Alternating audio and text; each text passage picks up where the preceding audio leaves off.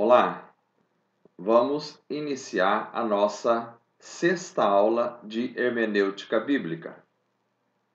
E eu gostaria então de retomar alguns temas que foram abordados na aula anterior.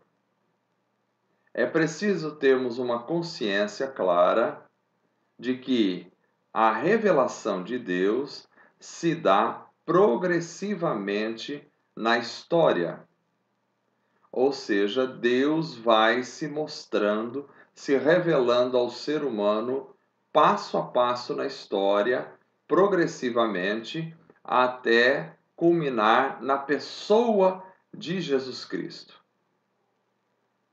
Falando sobre a revelação progressiva, nós abordamos a temática da durabilidade da lei mosaica. Entendemos que a lei de Moisés era vista como um todo, tanto no Antigo Testamento, onde era chamada de Torá, quanto no Novo Testamento, onde ela é chamada de Nomos. Então, o Novo Testamento, ou mesmo os profetas, não faziam diferenciação entre leis morais, cerimoniais, entre 10 mandamentos e o resto do corpus legal do Antigo Testamento. Tanto os 10 mandamentos quanto as tidas como leis cerimoniais eram recepcionadas pelo povo e entendidas como suma importância no meio do povo de Israel. Quando Jesus cumpriu a lei na cruz do Calvário, ele não cumpriu somente a lei tida como cerimonial. Ele cumpriu toda a lei de Moisés, que foi dada ao povo de Israel no Monte Sinai. Aliás, nós entendemos a lei como dividida em aspectos. Existem os aspectos cerimoniais, existem aspectos morais e outros na lei, mas ela é tida sempre como um todo. E assim nós vemos, por exemplo, que existe a lei do Antigo Testamento, ou lei mosaica, que tinha uma durabilidade demarcada. Ela durou, teve vigência até que viesse Jesus. Mas quando Jesus veio, ele inaugurou uma nova aliança. E por isso não estamos mais debaixo da lei mosaica. Gostaria de tratar um versículo para entendermos melhor isso. Lá no livro de Deuteronômio, capítulo 14, verso 8, nós lemos sobre uma lei que que legislava sobre a alimentação. Diz assim Deuteronômio 14, 8: O porco também é impuro, embora tenha casco fendido, não rumina. Vocês não poderão comer a carne desses animais, nem tocar em seus cadáveres. Por esta lei, o povo judeu não podia, de forma alguma, comer carne de porco, nem mesmo tocar em seu cadáver. Será que essa lei perdura até o Novo Testamento? Entra em vigência na Nova Aliança? Vemos, por exemplo, em Marcos capítulo 7, verso 18 e 19, Jesus falando aos seus discípulos: Será que vocês também não conseguem entender? Perguntou-lhes Jesus. Não percebem que nada que entre no homem pode torná-lo impuro? Porque não entra em seu coração, mas em seu estômago, sendo depois eliminado. Ao dizer isso, Jesus declarou puros todos os alimentos. Então, se a lei mosaica, a lei da antiga aliança, fazia separação entre os alimentos e determinava quais são os alimentos puros e quais são os alimentos impuros, Jesus, na nova aliança, declara todos os alimentos puros. Este é um bom exemplo de como a lei de Moisés tinha uma durabilidade, uma vigência determinada. E essa durabilidade vai até o estabelecimento da nova aliança por Cristo Jesus. A partir da nova aliança, não estamos mais debaixo da antiga aliança. A antiga aliança consistia de todo o código legal dado no Monte Sinai, inclusive os 10 mandamentos. Por isso, nós não estamos mais debaixo da antiga aliança e, assim, não temos necessidade de guardar nenhum tipo de lei que foi dada ao povo de Israel no Monte Sinai. Este é um assunto importante e precisa ficar bem compreendido de todos nós, para que possamos fazer uma hermenêutica correta do Antigo Testamento. Também gostaria de tocar no assunto da teologia da prosperidade. A teologia da prosperidade surgiu há um tempo atrás na igreja evangélica.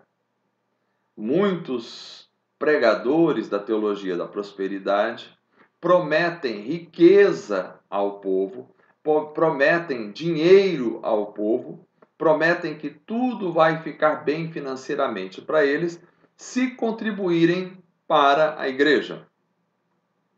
Eles utilizam alguns textos do Antigo Testamento, onde Deus falava com Israel e prometia terra e abundância na terra para o povo de Israel.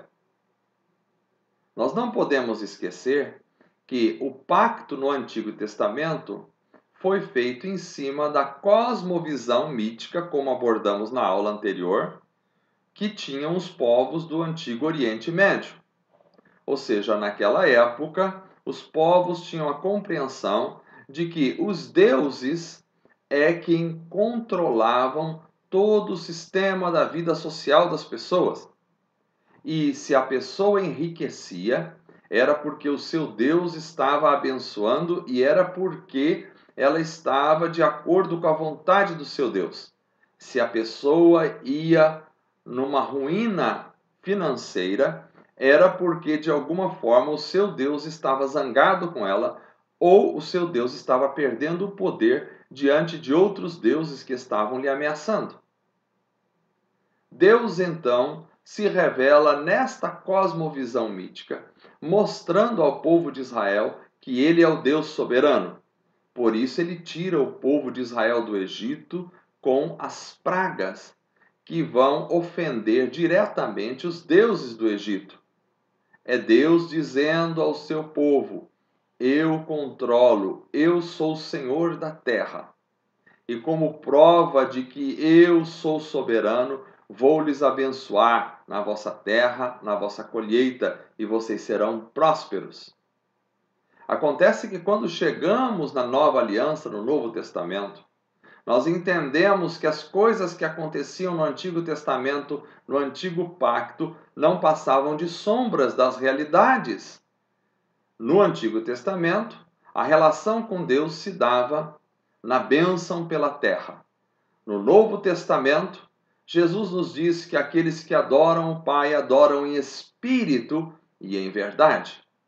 Por isso, já as relações de prosperidade material, financeira, não têm nenhuma eficácia no Novo Testamento, já que no Antigo Testamento as pessoas estavam infantilizadas ainda, na era da infância, estavam engatinhando, precisavam de amuletos, e Deus vai se revelando pausadamente e devagar numa ascendência, numa crescente para o seu povo. Mas quando chegamos no Novo Testamento, nós entramos na era da maturidade espiritual. Na maturidade espiritual, nós já não nos apegamos mais nas coisas materiais deste mundo, porque a riqueza deste mundo é apenas uma representação passageira. Ela passa. Então a nossa riqueza agora no Novo Testamento é de cunho eterno. A nossa riqueza é espiritual. Já no Novo Testamento, ter ou não bens financeiros não é uma prova de ser aprovado ou reprovado por Deus. Tanto é que os próprios discípulos de Jesus, muitos deles não tinham dinheiro. Por exemplo, em Atos capítulo 3, verso 6, nós lemos: Disse Pedro: Não tenho prata nem ouro, mas o que tenho, isso te dou. Em nome de Jesus o Nazareno, ande. Veja, Pedro está dizendo: Não tenho prata, não tenho ouro. Diferente dos teólogos da prosperidade, que dizem que o servo de Deus tem que ter dinheiro, tem que ser próspero financeiramente. O apóstolo Pedro parece desconhecer essa teologia. Não só Pedro, o próprio apóstolo Paulo diz em Filipenses capítulo 4, verso 12 e verso 13: Sei o que é passar necessidade e sei o que é ter fartura. Aprendi o segredo de viver contente em toda e qualquer situação. Seja bem alimentado, seja com fome, tendo muito ou passando necessidade. Tudo posso naquele que me fortalece. Veja que interessante, o apóstolo Paulo diz que aprendeu o segredo de viver contente, satisfeito, alegre, feliz em qualquer circunstância. Se ele está passando necessidade, ele está feliz. Ele está contente e alegre. Se ele está passando fome, ele disse: Eu aprendi a ser feliz passando fome ou tendo fartura. Os proponentes da teologia da prosperidade não podem aceitar o fato de um servo de Deus passar necessidade, muito menos fome. Mas já Paulo disse: Eu sei estar contente, sei estar feliz mesmo passando fome. E diz a famosa frase: Posso todas as coisas naquele que me fortalece. Muitos teólogos da prosperidade utilizam este versículo para dizer: eu posso ter tudo o que eu quero, posso ficar rico, posso conquistar as coisas, porque posso todas as coisas naquele que me fortalece. Mas uma hermenêutica saudável mostra que não é isso que esse texto está dizendo. O que esse texto está dizendo é Paulo falando: eu posso passar necessidade. Eu posso ter fartura, eu posso estar com o estômago cheio, mas eu também posso estar passando fome. Posso todas as coisas naquele que me fortalece. Ou seja, Deus me dá graça, me dá força, me dá poder para suportar todas as adversidades. Não é poder para ficar rico, é poder para conseguir suportar a adversidade, a necessidade, a fartura e até a fome, porque Ele me dá força para passar por todas estas coisas. Não só o apóstolo Paulo, mas o próprio Jesus, em Lucas capítulo 9, verso 58, Jesus respondeu: As raposas têm suas tocas e as aves do céu têm seus ninhos, mas o Filho do Homem não tem onde reclinar a sua cabeça. Cristo não era alguém cheio do dinheiro. Cristo não veio propor ao seu povo que iria enriquecer aqueles que o servissem. Cristo não disse que se o servíssemos não teríamos deficiências, não teríamos problemas financeiros. Isto não é verdade. O próprio Jesus não tinha onde reclinar a sua cabeça. Uma vez assisti um pregador que dizia que Jesus era dono de uma casa na praia, porque num texto bíblico diz que Jesus foi para uma região que tinha praia, e ali entrou em casa. Na realidade, Jesus não era dono de nenhuma propriedade. Ele é dono de tudo ao mesmo tempo, mas ele veio e se fez pobre e anulou-se a si mesmo por amor a nós. Então Jesus veio numa situação de dificuldades financeiras. Jesus não veio na riqueza. E Jesus nunca propôs aos seus discípulos que se tornariam ricos. Isto é uma grande falácia da teologia da prosperidade. Deus não estabelece um relacionamento de troca com o ser humano. Deus não estabelece um relacionamento onde a gente o adora e ele nos enriquece. Ele nunca nos propôs isso. Aliás, quem propôs isso, na realidade, foi o próprio Satanás, quando tentou Jesus e disse: tudo isso te darei se prostrado me adorares. Quem vende adoração por dinheiro é o próprio Satanás, não Deus. Um outro tema importante que eu gostaria de tratar nesta aula é o tema da doutrina da maldição hereditária. De um tempo para cá surgiu no meio da igreja evangélica essa teologia da maldição hereditária, que diz que as pessoas que tiveram ancestrais que lidavam com bruxaria, com coisas malignas, essas pessoas precisam quebrar a maldição que vem passando de pai para filho. E eles utilizam textos como Êxodo capítulo 20, versos 5 e verso 6, onde Deus diz ao povo de Israel. Primeiro, Êxodo 20 está tratando com o povo de Israel, o povo da antiga aliança. E Deus diz: não te prostrarás diante deles, nem lhes prestarás culto, porque eu, o Senhor teu Deus, sou Deus zeloso, que castigo os filhos pelos pecados de seus pais, até a terceira e quarta geração daqueles que me desprezam. Mas trato com bondade até 1000 gerações aos que me amam e guardam os meus mandamentos. Bom, é claro que uma análise simples desse texto já nos mostra que ele não prega maldição hereditária. Primeiro, não é o diabo quem amaldiçoa a pessoa. Aqui não adiantava o povo de Israel quebrar maldições. Aliás, nunca foi ensinado ao povo de Israel quebrar nenhum tipo de maldição. Porque é o próprio Deus quem está dizendo que é Deus quem vai punir o povo de Israel se eles descumprirem a aliança. Agora, é óbvio que isso aqui não pode ser tomado ao pé da letra. Por quê? Porque não há lógica matemática nisso. Já que, se Deus está dizendo que vai punir os pecados dos pais nos filhos até a terceira e quarta geração, mas, ao mesmo tempo, vai tratar com bondade até 1000 gerações, uma se sobrepõe à outra. Então, se eu sirvo a Deus, até 1000 gerações depois de mim, todos os meus netos, bisnetos, tataranetos podem ficar absolutamente tranquilos, porque serão abençoados até 1000 gerações. Porque se meu neto ou bisneto fizer alguma coisa errada, ou se desviar do caminho do Senhor, ou ir para as práticas malignas, então vai quebrar as 1000 gerações de bênção que haverá sobre a minha família.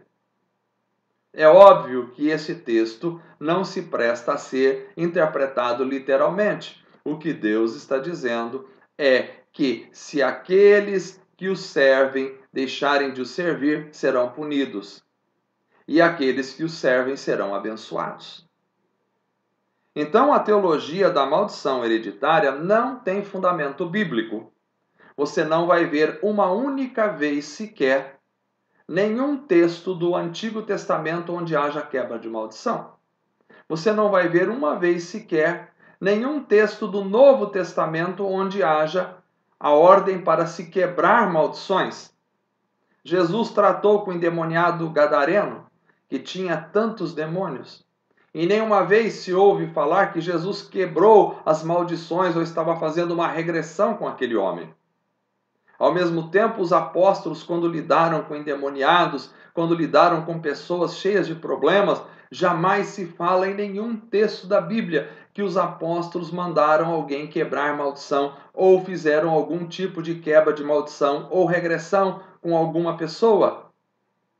Isto tudo é uma invenção que tem raízes na Umbanda, que tem raízes nas religiões de mistério, mas não tem raiz no ensinamento bíblico.